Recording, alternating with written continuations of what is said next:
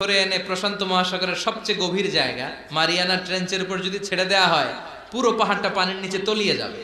তার উপরেও আরো পানি থেকে যাবে প্রায় 7,000 ফিট।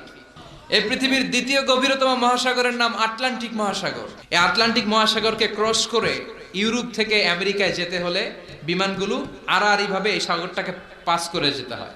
যেই বিমানটা ঘন্টায় 1000 মাইল বেগে ছোটে, ওই বিমানটা দিয়ে আটলান্টিক মহাসাগরের পাশের দিক থেকে এই পাশ থেকে ওই পাশটা ক্রস করতে 4 ঘন্টা লেগে যেত। তার মানে আড়াআড়ি ভাবে আটলান্টিক মহাসাগর প্রায় 4000 মাইল। গোটা পৃথিবীতে স্থল হচ্ছে মাত্র 30 ভাগ, 70 ভাগ হচ্ছে জল।